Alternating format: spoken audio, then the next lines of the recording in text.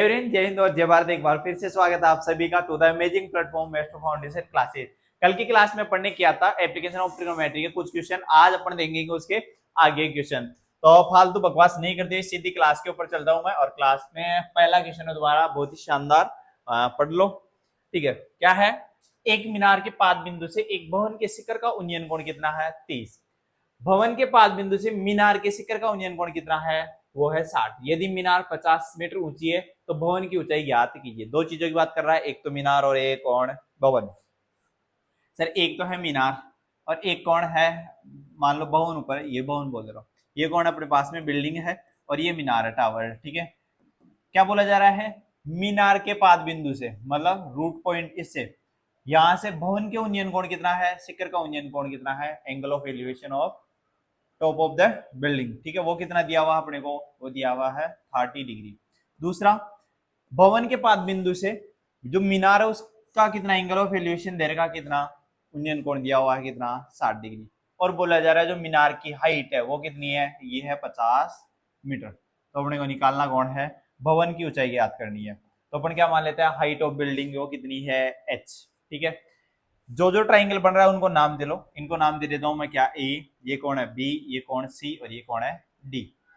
तो अपने पास में दो ट्राइंगल बनेंगे, दोनों केस को पैरेलल सोल्व कर लो, तुम्हारा आंसर बन जाएगा। पहला क्या है? एक ट्राइंगल तो बन रहा है 90 डिग्री वाला ट्राइंगल है, ऐसे नहीं हर कोई सा ट्राइंगल उठा लो। तो एक ट्राइंगल तो कौन आ जाएगा सर? ट्राइंगल आएगा कौन? A B C. और दूसरा ट्राइंगल कौन सा लोगे सर? ट्राइंगल बी डी और सी, मतलब बी सी डी। तो दूसरा ट्राइंगल ले लेता हूं मैं, बी सी डी। इन दोनों में देखते हो तो एबीसी में देखो, लंब बटा आधार परपेंडिकुलर अपॉन में बेस कौन हो जाएगा? Tan theta. तो एच अपॉन में ये कितना है? बीसी बराबर कितना हो जाएगा? 10। और 10 कितना लोगे? एबीसी का एंगल कितना है? 30 डिग्री, तो बराबर में 30। इसी टाइप से परपेंडिकुलर अपॉन में बेस 50 अपॉन में कितना? इसके अंदर आ जाएगा कौन? बीसी बराबर में कितना? 10 60 और 10 60। वैल्यू रख दो और आंसर निकाल लो। 10 60 और 3 10 ये 30 की वैल्यू तुम्हारे को बहुत ज्यादा पूछी जाती है, डायरेक्ट याद रखो। 10 30 की 1/√3 और 10 60 की √3, ये याद होनी चाहिए, बहुत ज्यादा कम है। ठीक है, तो ये कितना हो जाएगा? एच अपॉन में बीसी बराबर कितना? अंडर रूट, ये 1 अपॉन में अंडर रूट का 1/√3। और यहाँ कितना आ जाएगा? 50 अपॉन में बीसी बराबर में कितना? अंडर रूट का 3। अपने को काय की वैल्यू निकालनी है सर? अपने को निकालनी है एच की। तो एच को रखो, बाकी को गायब कर दो। तो यहां से इधर भेजूंगा तो बीसी की वैल्यू कितनी आ गई? यहाँ से आ जाएगी 50 अपॉन में अंडर रूट का 3। ये 50 अंडर रूट 3 इधर रख दो। तो एच बराबर कितना हो गया सर? बीसी अपॉन में अंडर रूट का 3। 50 है, यहाँ बीसी की वैल्यू जगह रखो। बीसी की वैल्यू 50 अपॉन में अंडर रूट का 3, और ये अंडर रूट 3 एक पहले से था। तो एच की वैल्यू कितनी आ जाएगी? 50। अंडर रूट 3 को अंडर रूट 3 से मल्टीप्लाई करोगे कितना आ जाएगा अपने पास में? 3। तो टोटल फाइनल आंसर क्या आ गया? एच बराबर में आ रहा सर कितना? 50 अपॉन में 3। ठीक है, बिल्डिंग की हाइट कितनी आ गई? 50 अपॉन में 3। इसी के साथ चलते अपन नेक्स्ट क्वेश्चन के ऊपर। नेक्स्ट क्वेश्चन पढ़ो क्या दिया हुआ है। एक 80 मीटर चौड़ी सड़क के दोनों ओर आमने सामने समान लंबाई के दो खंभे हैं लगे हुए। इन दोनों खंभों के बीच सड़क एक बिंदु से खंभों के शिखर का उन्नयन कोण कितना है? 60 और 30। एंगल ऑफ एलिवेशन किसका? पोल का दिया हुआ है, और दोनों पोल क्या है? सेम हाइट के हैं। ठीक है, हाइट क्या है? सेम। वो कितना है? 30 और 60। खंभों की ऊंचाई अपने को फाइंड द हाइट ऑफ पोल, पोल की हाइट भी निकालनी है और खंभों से बिंदु की दूरी भी निकालनी है, distance of the point from the poles, दोनों पोल से खंभे की हाइट। तो अपन क्या करते हैं, अपने पास में मान लो ऐसे, मान लो सर सड़क कैसे करना है? ये होती है सड़क।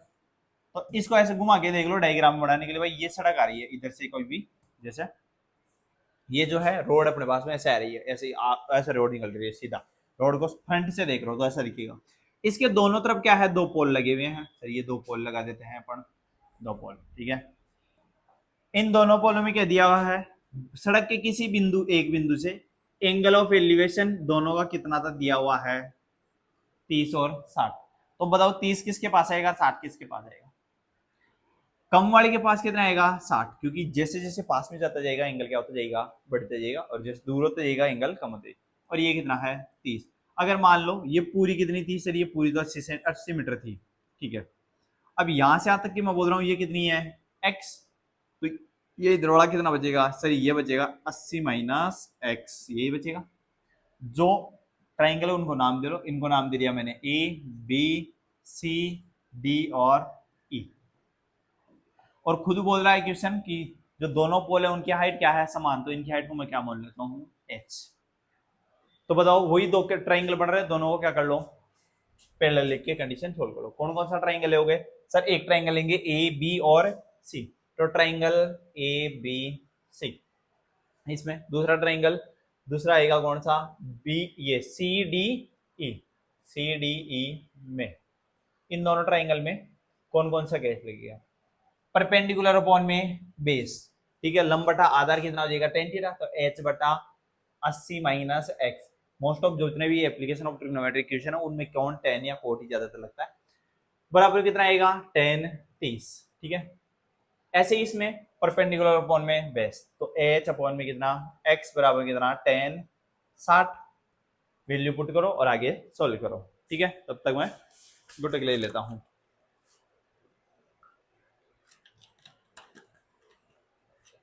tan 30 और tan 60 की वैल्यू तो याद ही होनी चाहिए तुम्हारे को, तो यहां से जैसे वैल्यू पुट करोगे कितना हो जाएगा, ये हो जाएगा h अपॉन में 80 माइनस एक्स बराबर में 1 अपॉन √3, 1 अपॉन में √3, और h अपॉन में x बराबर कितना आ जाएगा √3। इन दोनों कंडीशन को पहले लेके सोल्व करोगे तभी पल्ले बढ़ेगा क्वेश्चन। अगर ऊपर नीचे कर दिया तो थोड़ा सा खोपड़ी चाहिए। अब खुद वो खुद दिख रहा है अपने काय की वैल्यू चाहिए सर, x की भी चाहिए और h भी चाहिए, तो पहले h निकाल लो या x निकाल लो। तो इसको आगे जैसे सोल्व करता हूँ h बराबर कितना आ रहा है x √3, यहां से h बराबर कितना आ जाएगा, ये इधर ये चला जाएगा पूरा पूरा कितना, इसको इधर भेज दो, तो √3 और 80 माइनस एक्स, क्रॉस मल्टीप्लाई करवा दिया। यहाँ h की वैल्यू पुट कर दो, जैसे h की वैल्यू अपन पुट करेंगे ये कितना हो जाएगा x √3 मल्टीप्लाई √3 बराबर में 80 माइनस एक्स।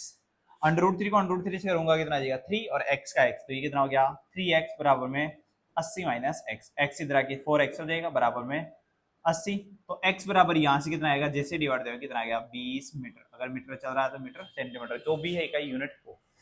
ये तो क्या थी, ये यहाँ से यहाँ तक की डिस्टेंस कितनी है 20 और इधर वाला कितना बचेगी 60, मतलब जो बिंदु है वो पोलों से कितनी थी डिस्टेंस के ऊपर है 20 और 60 के ऊपर।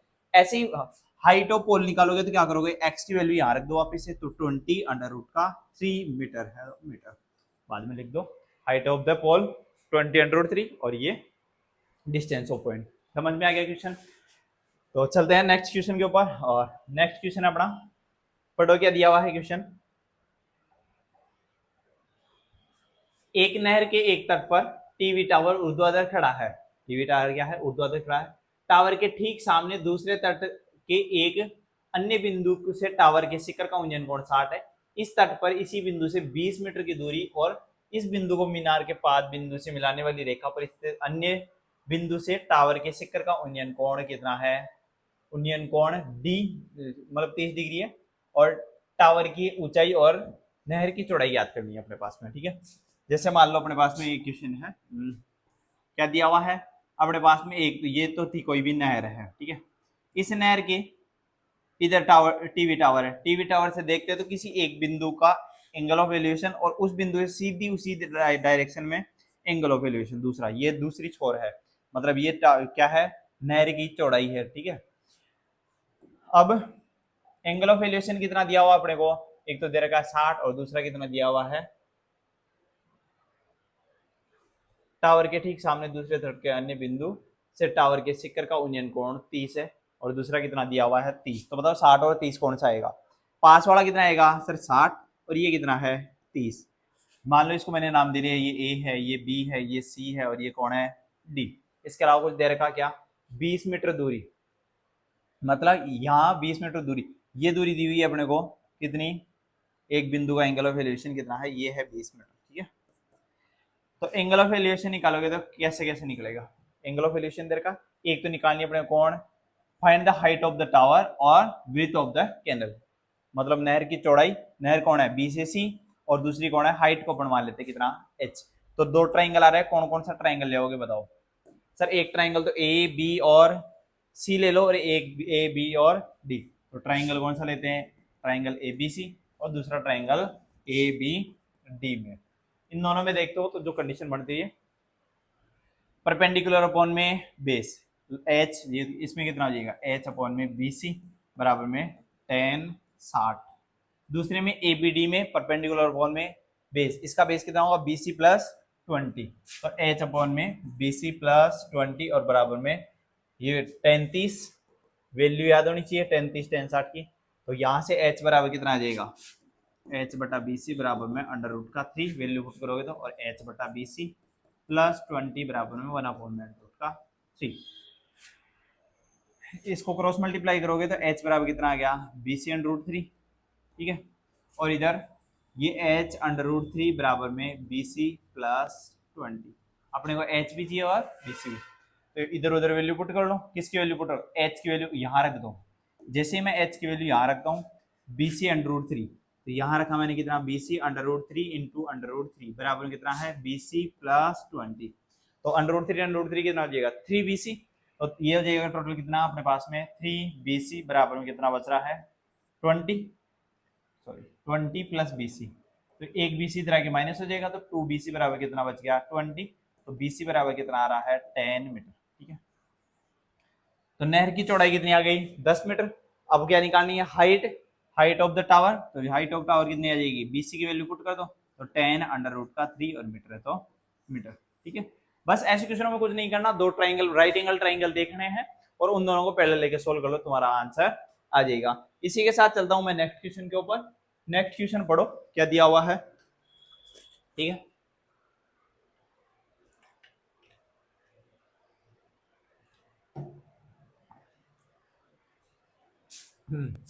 एक 7 मीटर ऊंचे भवन के शिखर के केबल टावर से एक केबल टावर के शिखर का उन्नयन कोण कितना है 60 और इसके पाद का अवनमन कोण कितना है 45।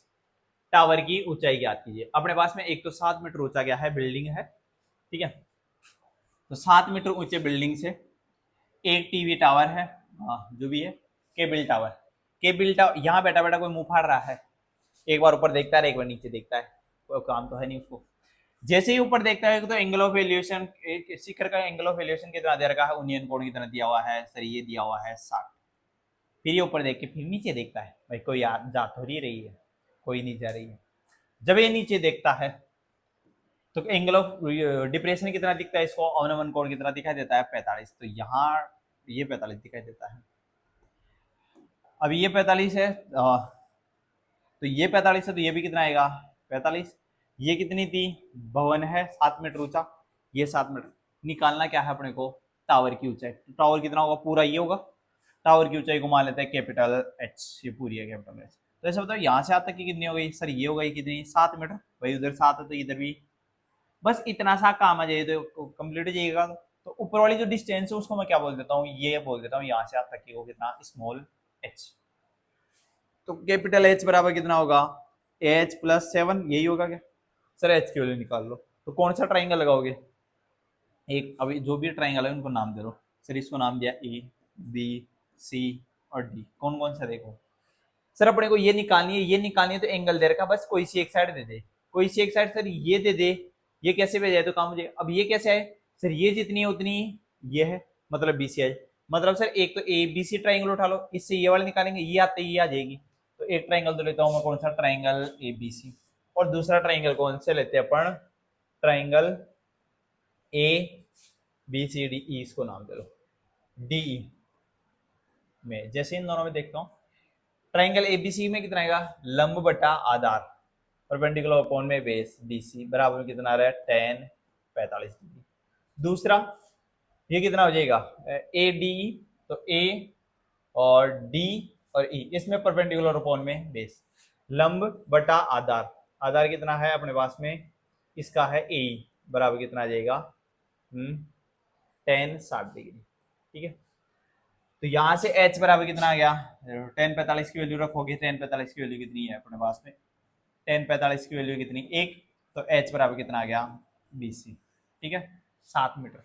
दूसरा ए की वैल्यू कितनी हो जाएगी सर, जितना ये 7 है तो ये भी कितना होगा 7, मतलब ए की जगह 7 रख दो, तो h बटा 7 बराबर में अंडर रूट का 3, तो h बराबर कितना आ गया 7 अंडर रूट 3, स्मॉल h की वैल्यू आई है। अपने को निकालनी थी कैपिटल H, और कैपिटल एच पूरी हाइट है तो कितना हो जाएगा 7 अंडर रूट 3 प्लस का 7, 7 को कॉमन लेंगे तो कोष्टक के अंदर कितना है अंडर रूट 3 प्लस का 1, बराबर कितना h। तो ये अपने पास में हाइट ऑफ द टावर आ जाएगी। ठीक है, इसी के साथ चलते हैं अपन नेक्स्ट क्वेश्चन के ऊपर। नेक्स्ट क्वेश्चन है अपने पास में, हाँ देखो क्या है, पढ़ो। समुद्र तल से 75 मीटर ऊंची लाइट हाउस के शिखर से देखने पर दो समुद्री जहाजों के अवनमन कोण क्रम से 30 और 45 है। लाइट हाउस के एक ही और जहाज एक दूसरे के ठीक पीछे हो तो जहाजों के बीच की दूरी निकालनी है। मतलब अपने पास में एक तो क्या है सर, ये लाइट हाउस है, इस लाइट हाउस के ऊपर मुंह फाड़ रहा है एक आदमी, दो जहाज दिख रहे हैं उसको, एक तो ये, ठीक है, और एंगल ऑफ डिप्रेशन दिया हुआ है इनका कितना, तो ये sir ji angle of depression हमेशा किससे बनता है सर, ये तो हॉरिजॉन्टल लाइन से बनेगा। तो पहले तो कितना दिया हुआ है सर, एक तो दिया हुआ है कितना अपने पास में 30, और एक कितना है, तो ये 30 है, और ये कितना है 45। तो यहाँ भी ये कितना देगा 30, और ये भी कितना देगा 45। ठीक है, इन दोनों जहाजों के बीच की दूरी निकालनी है। तो दोनों जहाजों के बीच की दूरी को मैं मान लेता हूँ कितना x, और ये हाइट कितनी दे रखी है 75 मीटर। ठीक है, तो इस ट्राइंगल को नाम दे लो, ट्राइंगल का नाम क्या दोगे ए बी सी और डी। तो कोई भी दो ट्राइंगल उठा लो, एक ट्राइंगल लेंगे ए बी सी और दूसरा ए बी डी, दोनों को लेकर के कंडीशन सोल्व करोगे अपने पास में x का मान आ जाएगा। तो ये रहेगा तुम्हारा एच डब्ल्यू, कमेंट करके आंसर बताओगे। ठीक है, करके आगे वाला क्वेश्चन चलते हैं। 1.2 मीटर लंबी लड़की जो भूमि से 88.2 मीटर की ऊंचाई पर एक क्षैतिज रेखा में हवा में उड़ रहे गुब्बारे को देखती है। किसी क्षण लड़की की आंखें गुब्बारे का उन्नयन कोण 60 डिग्री है।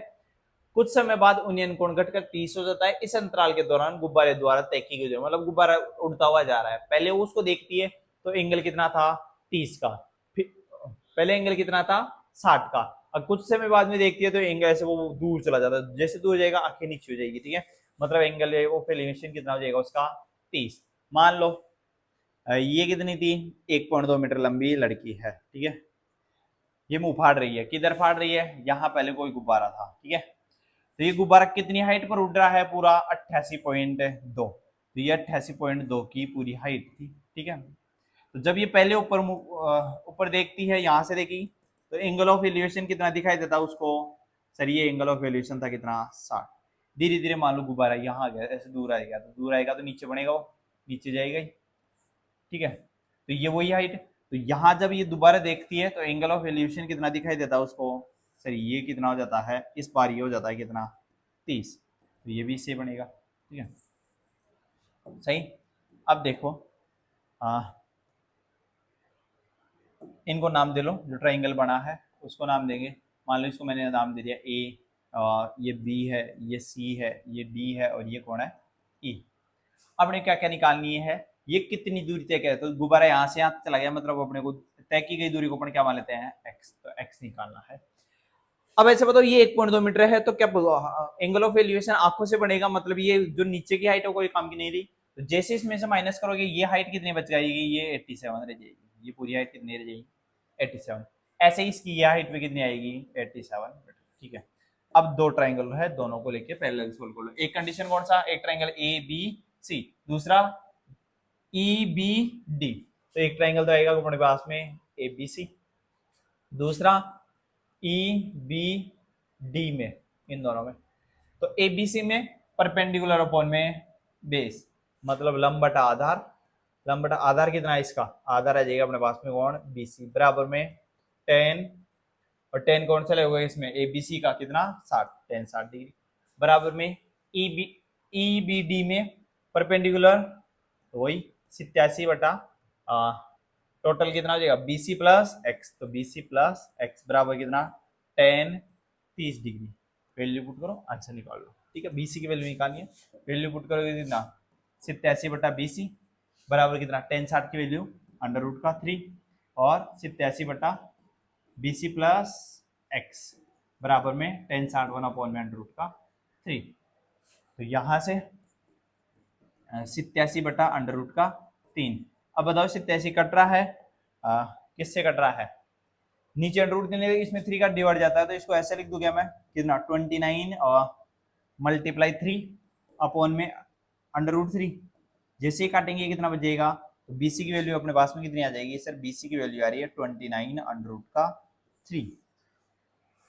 यहाँ से x की निकालनी है, क्रॉस मल्टीप्लाई, ये कितना हो जाएगा 87√3 बराबर में BC प्लस x। BC की वैल्यू पुट कर दो, कितनी है 29√3। जैसे यहाँ पर 29√3 प्लस x बराबर में कितना 87√3 करते हैं, ये इधर आके माइनस होगा, तो जैसे माइनस करो कितना बचेगा अपने पास में 87√3 माइनस 29√3 बराबर में x। माइनस कर लो, 30 जाएगा तो 58 और एक और चले जाना, तो कितना हो जाए